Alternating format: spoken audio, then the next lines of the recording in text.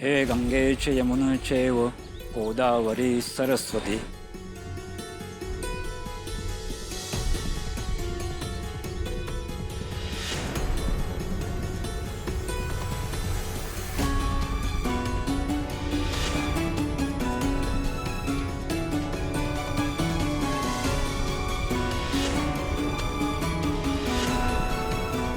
संतोष, जरा गाडी थांबव।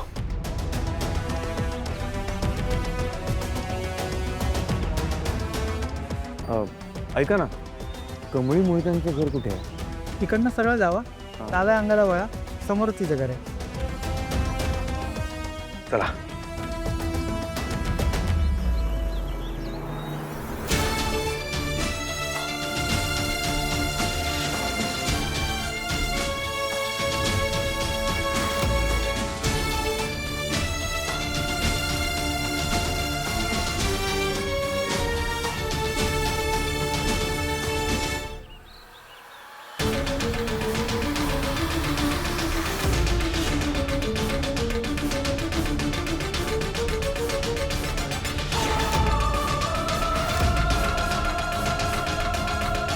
आता तुझ्या वडिलांचं नाव सांग।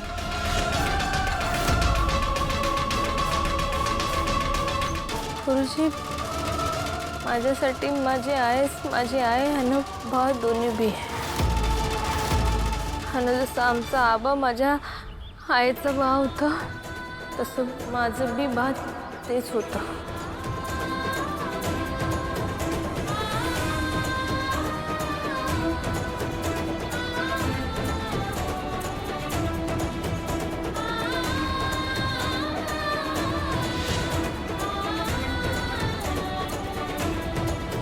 राजन काका आणि अन्नपूर्णा आजी आले।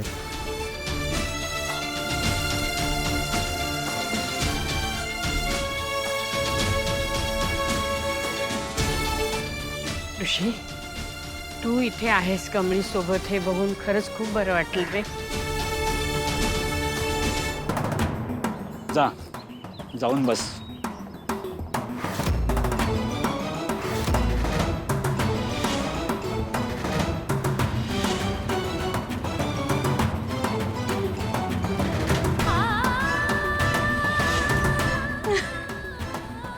आजी,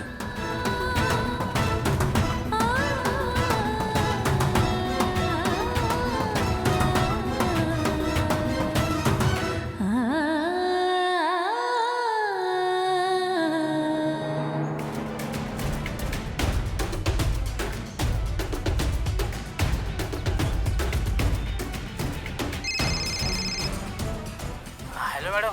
हो, इकडे ते राजन सर आणि अन्नपूर्णा मॅडम आहेत ना, ते कमळीला भेटायला आलेत। काय? हो, ते दोघे माझ्या समोरच आहेत। रागिणी, गाडी थांबव। अगं काय झालं आई? हॅलो हॅलो,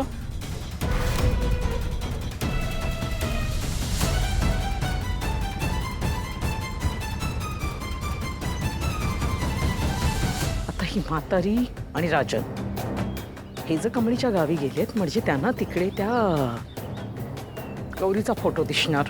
झालं ना, म्हणजे सगळं संपलं। त्यांना तेव्हाच कळेल की ही कमळी त्यांचीच मुलगी आहे म्हणून।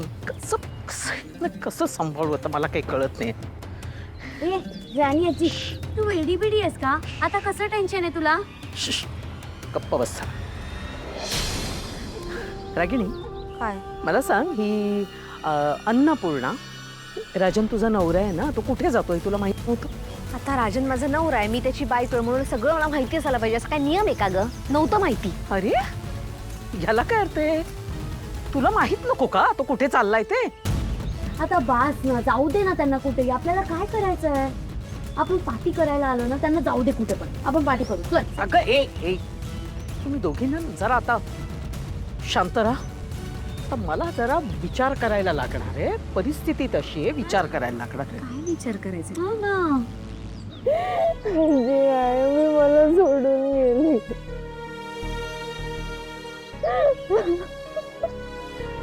खूप सहन करायला लागतंय ग बाळा तुला।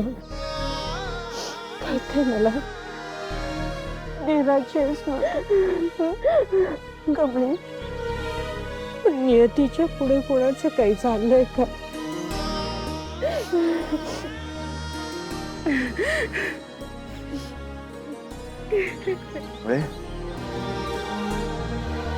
आम्ही आयुष्यभर तुझ्या सोबत आहोत बाळा. आम्ही तुझ्या घरातलेच आहोत.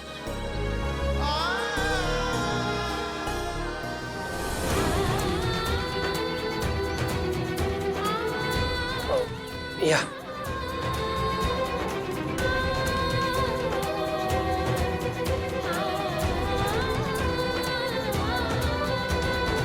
राजन काका आणि आजी आल्या ते खूप बरं झालं.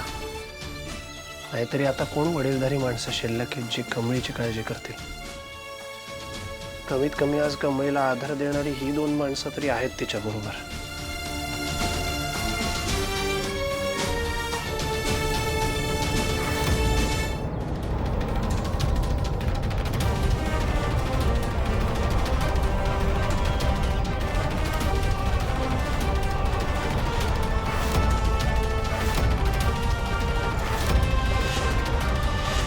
अरे अरे फोटो पडला.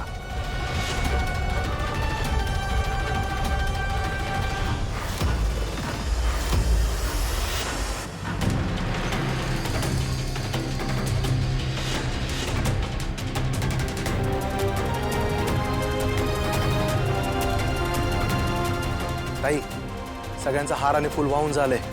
तो फोटो उचला आणि आतमध्ये नेऊन ठेवा.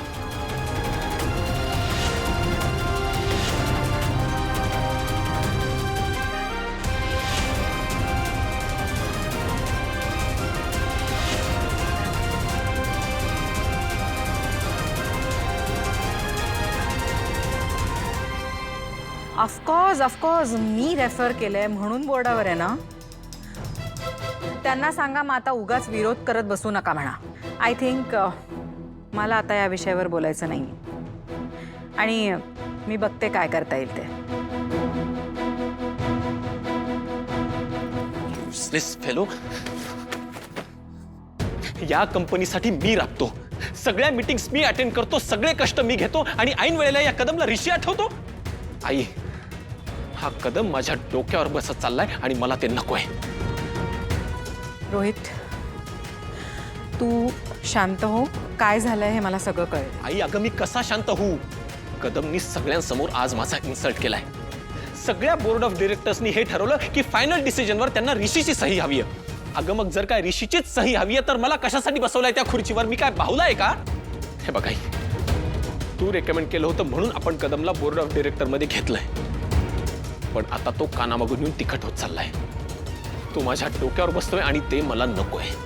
ऋषी, तू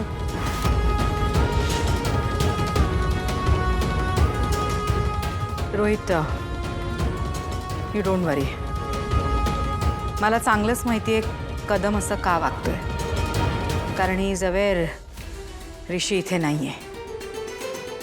मुद्दाम अपोज करतोय तो. आई, मी एक बोलू का? नाही, इतके दिवस नव्हतो बोलणार पण आज बोलतोच. तुला माहितीये कंपनीतले लोक माझ्याशी असं का वागतात? कारण तू माझ्या नंतर ऋषीला आणून सगळे महत्त्वाचे निर्णय त्याला घ्यायला लावलेस. सगळी पावर त्याला दिलीस म्हणून माझ्याशी असे वागतात. आणि काय, ऋषीला लोक लगेच पटवतात. मी एकटा नियमाने वागतो ना म्हणून तिथे कोणालाही मी नकोय, ऋषी हवाय. रोहित, मी तुला परत तेच सांगते. ऋषीचा विषय आता इथे काढू नकोस.